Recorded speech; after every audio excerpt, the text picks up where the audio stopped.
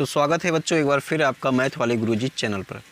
आज के इस वीडियो में कक्षा 10 के गणित चैप्टर 9 के त्रिकोणमिति के कुछ अनुप्रयोग के क्वेश्चनों को सॉल्व करेंगे। वीडियो को पूरा अंत तक देखना है क्योंकि ये मैं जो भी क्वेश्चन करा रहा हूँ सभी 10 वर्षों से आए हुए क्वेश्चनों का संग्रह है, अर्थात ये सभी क्वेश्चन कई बार आए हुए हैं। देखिए मैं यहाँ पर कुछ इंट्रोडक्शन में बताया हुआ हूँ। उन्नयन कोण, ठीक है, उन्नयन कोण कब बनता है? जब जैसे देखो यहाँ जैसे मान लो ये आपकी आंखें हैं, ठीक है, ये आंखें हैं और आंखों से ये दृष्टि रेखा कोई ऊपर की वस्तु, कोई यहाँ पर है कोई वस्तु इसको देख रही है, तो ये जो रेखा है वो दृष्टि रेखा है, ठीक है। दृष्टि रेखा और क्षैतिज रेखा के बीच बना हुआ कोण उन्नयन कोण कहलाता है, ध्यान देना, ठीक है। इसके बाद ये आपको समझ में आया कि उन्नयन कोण। फिर यहाँ पर देखो अगर मान लो अवनमन कोण कब होगा, ठीक है। अगर अब मान लो आपकी आंखें ऊपर हैं या आप ऊपर हैं, ठीक है, किसी मंजिल पे हैं और कोई यहाँ पर वस्तु नीचे है, कोई वस्तु नीचे है, तो इसको अगर आप देख रहे हैं तो दृष्टि रेखा ये हो जाएगी, ठीक है, और दृष्टि रेखा से जो क्षैतिज रेखा बनेगी ये हो जाएगी और इसके बीच में बना कोण अवनमन कोण कहलाता है, ठीक है। यहाँ पर ध्यान देंगे बच्चों, ये जो क्षैतिज रेखा है, अगर ये वाली जो यहाँ पर नीचे रेखा है, अगर इसको मैं ऐसे बढ़ाऊँ, ठीक है, तो ये जो यहाँ पर कोण बनेगा और यहाँ पर जो कोण बनेगा ये कोण एकांतर कोण होगा और ये कोण बराबर होगा, ठीक है, इतना ध्यान रखना है। तो चलिए आज का मैं क्वेश्चनों को शुरू करता हूँ। देखें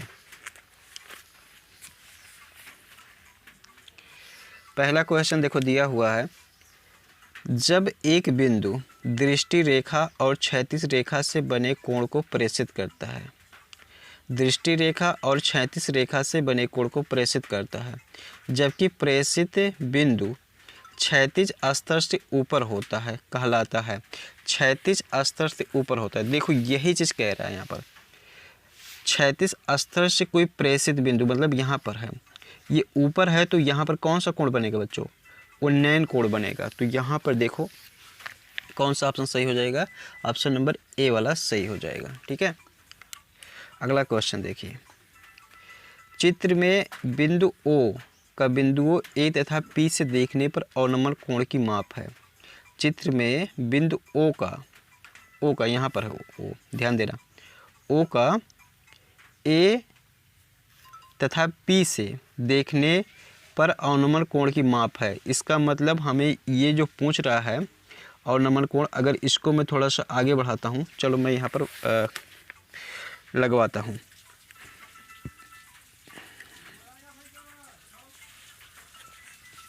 देखें ये दूसरा क्वेश्चन है, ठीक है, यहाँ पर दिया हुआ है कुछ ऐसे दिया हुआ है फिगर, ये हो गया और इसी को ही आगे बढ़ाया गया है और ये यहाँ तक गया है। ये बिंदु O है और ये A है, ये B है, ये P है और ये Q है, ठीक है। यहाँ पर ये 60 अंश का कोण दे रहा है और ये पूरा 45 दे रहा है, ठीक है, ठीक है बच्चों। तो कोई वस्तु यहाँ पर है और यहाँ से देखा जा रहा है, ठीक है। तो अब मैंने क्या कहा, इसके समांतर एक रेखा खींचो ऐसे, तो अवनमन कोण जो बनेगा यहाँ पर बनेगा, ठीक है। तो अच्छा एक चीज़ देखो, इसको भी थोड़ा सा आगे ऐसे बढ़ा लो ऐसे, तो ये कोण और ये कोण पूछ रहा है, ये कोण, अगर इसको मान लो मैं जेड लिख लेता हूँ, ठीक है, ये जेड है, तो हमें यहाँ पर क्या पूछा है? Z A O, Z A ओ, तो देखो क्या हो जाएगा, Z A O, Z A ओ, कोण जेड ए ओ, ये वाला कोण और ये वाला कोण बराबर होगा एकांतर कोण होने की वजह से, तो ये वाला कोण बराबर हो जाएगा कोण ए ओ बी और बराबर हो जाएगा 45 अंश, ठीक है। और क्यों बराबर होगा इसको भी लिखना होगा, ठीक है। तो ये क्यों बराबर हो जाएगा? एकांतर कोण है, ठीक है, एकांतर कोण, ठीक, ये हो गया। तो एक ये चीज़ें हमें पता होगी। अब ये चीज़ें देखो, अगर ये वाले कोण को हम पता कर लेते हैं तो हमें ये वाला कोण पता हो जाएगा, है नहीं कि, क्योंकि ये वाला यहाँ पर देखो एकांतर कोण और ये वाला एकांतर कोण बनेगा, ठीक है। तो ये कोण पता हो जाएगा तो ये कोण पता हो जाएगा। तो इस कोण को मैंने मान लेते हैं कि ये x है और यहाँ पर देखो 90 अंश का कोण पहले से दिया हुआ है, ये 60, ये 90 और ये x। तो अब देखो हम क्या कर लेंगे, यहाँ पर ध्यान देना, लिखेंगे त्रिभुज पी क्यू ओ में, देखिए क्या हो जाएगा, 60 अंश और प्लस x और प्लस 90 बराबर 180 होता है। ये किसी भी त्रिभुज के कोणों का योग होता है। त्रिभुज के कोणों का योग 180 अंश होता है। ठीक है, ये चीज़ें हो गई। देखो अब देखो 60 और 90 जोड़ेंगे तो कितना हो जाएगा, 150। तो x प्लस 150 बराबर 180। तो x इक्वल टू कितना हो जाएगा, 180 और माइनस 150। तो यहाँ पे कितना हो जाएगा, 30 हो जाएगा। तो x की वैल्यू जो आ गई वो 30 आ गई। इसका मतलब ये 30 है तो ये भी 30 होगा।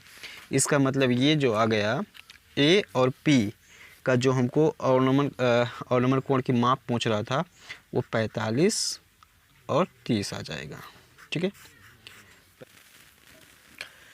देखें प्रश्न संख्या 3 लिखा हुआ है, किसी पेड़ की छाया उसकी ऊंचाई से √3 गुनी है, सूर्य के उन्नयन कोण का मान होगा।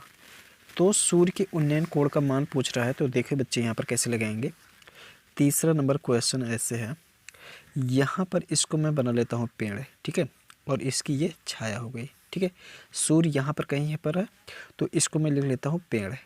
ठीक है बच्चों, यहाँ पर तो यहाँ से ये उन्नयन कोण यहाँ पर बनेगा। ठीक है, उन्नयन कोण यहाँ पर बनेगा। तो देखिए हम यहाँ पर मान लेंगे पेड़ की जो ऊंचाई है वो x मीटर है। तो यहाँ लिखेंगे माना पेड़ की ऊंचाई बराबर इंच कर लेते हैं बच्चों। चलो ठीक है, इंच मीटर हिंदी में लिख लेते हैं। तो ये इंच हो गया। ठीक है बच्चों, ऐसे। तो यहाँ पर प्रश्नानुसार कह रहा था, प्रश्नानुसार जो छाया होगा वो कितनी होगी बच्चों, छाया √3 गुनी, अर्थात इसके √3 गुनी हो जाएगा। तो यहाँ पर क्या लिख देंगे, √3 इंच लिख देंगे। अब देखो बच्चों यहाँ पर हमें थीटा का मान बताना ना, तो देखो यहाँ पर लिखेंगे, यहाँ पर देखो ये लंब है ये आधार है। तो लंब और आधार जो कौन से अनुपात में बताएगा, वो tan में बताएगा। देखो tan थीटा क्या होता है, लंब बटे आधार, ये वाला फार्मूला लगा देंगे। ठीक है बच्चों, इसमें ज़्यादातर यही tan वाला ही लगाया जाता है, कोशिश किया जाता है कि tan वाला ही लगता है। तो देखो लंब कितना है, आधा इंच, और आधार क्या है, √3 इंच है।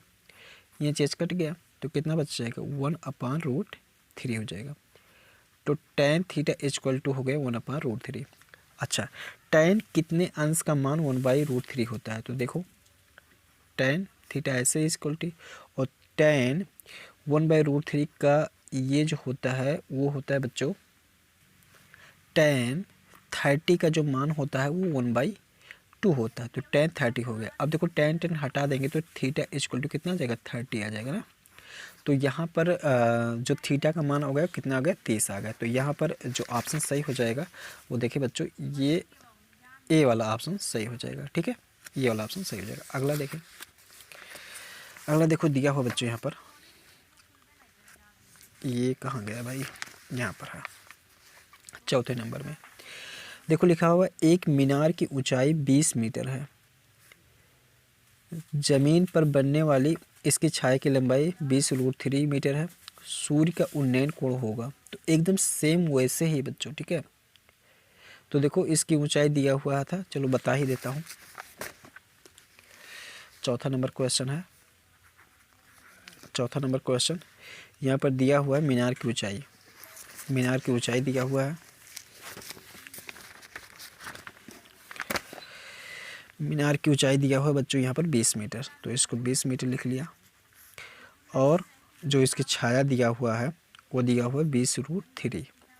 ठीक है, तो यहाँ पर सूर्य का उन्नयन कोण पूछ रहा है, अर्थात ये भी थीटा ही पूछ रहा है। तो देखो क्या करेंगे, इसको ऐसे लिखेंगे, tan थीटा इक्वल टू हो जाएगा, क्या होता है, लंब बटे आधार, लंब बटे आधार। तो लंब 20/20√3 हो जाएगा। तो ये देखो बेस बेस कट जाएगा, तो कितना हो जाएगा 1/√3। तो tan थीटा इक्वल टू होता है 1/√3, और tan कितने का मान होता है 1/√3, tan 30 का मान होता है। तो यहाँ tan हट जाएगा, थीटा इक्वल टू कितना हो जाएगा 30 अंश हो जाएगा। ठीक है, तो यहाँ पर भी थीटा का मान कितना हो जाएगा 30 अंश हो जाएगा। देखें, तो ये बी वाला ऑप्शन सही हो जाएगा। 5वां नंबर पे देखो, 5वें नंबर पे क्वेश्चन दिया गया है, मैदान में खड़ी एक कार का 75 मीटर ऊंची मीनार से अवनमन कोण 30 अंश है। मीनार के आधार से कार की दूरी ज्ञात कीजिए। मैदान में खड़ी एक कार 75 मीटर ऊंची मीनार से, तो देखिए यहाँ पर दिया हुआ बच्चों, यहाँ पर 5वां नंबर में है, ऐसे दिया गया है, कोई मीनार है यहाँ पर, और यहाँ पर कोई कार खड़ी है बच्चों। ठीक है, यहाँ पर कोई कार खड़ी है, ये मान लेते हैं ए है, ये बी है, ये सी, ये BC मीनार है। ठीक है, और यहाँ से इस चीज़ को देखा जा रहा है, तो यहाँ पर जो अवनमन कोण बन रहा है, ठीक है, तो अवनमन कोण जो बन रहा है वो कितना बन रहा है 30 अंश बन रहा है बच्चों। ठीक है, 30 अंश बन रहा है। तो देखो बच्चों, अगर ये 30 अंश है तो ये भी तो 30 होगा, क्यों, एकांतर कोण होने की वजह से, तो ये भी 30 हो जाएगा। ठीक है बच्चों, तो यहाँ पर देखो दिया हुआ है ये 75 मीटर ऊंची मीनार है, ऐसे बच्चों। ठीक है, तो यहाँ से पूछ रहा है कि मीनार के आधार से कार की दूरी, ये मीनार का आधार है और इससे कार की दूरी पूछ रहा है। तो इसको देखो कैसे बताएंगे बच्चों, लिखेंगे tan का ही यहाँ पर tan ही ले लेते हैं, तो लिखेंगे tan 30 अंश, लंब बटे आधार होता है तो लंब ये हो जाएगा, ये BC, इसका मतलब 75, और आधार हो जाएगा AB बच्चों। ठीक है, AB ऐसे लिख देंगे। ठीक है, तो यहाँ देखो tan 30 का मान 1/√3 बराबर हो जाएगा 75/AB। तिरछा गुणा करा लो, ये इसके पास गुणा, ये इसके पास गुणा, तो हो जाएगा AB गुणे हो जाएगा बराबर 75 और गुणा 3 हो जाएगा। तो AB अर्थात जो मीनार के आधार से कार की दूरी है वो कितनी है 75√3, और ये आ जाएगा बच्चों मीटर में। ठीक है, तो यहाँ पर लिख देंगे, तो ये जो देखो ऑप्शन जो सही हो जाएगा वो कौन सा हो जाएगा 75√3। इस तरीके से बच्चों इस चैप्टर का जितने भी बहुविकल्पीय क्वेश्चन थे मैंने सभी बहुविकल्पीय क्वेश्चन करा दिया है।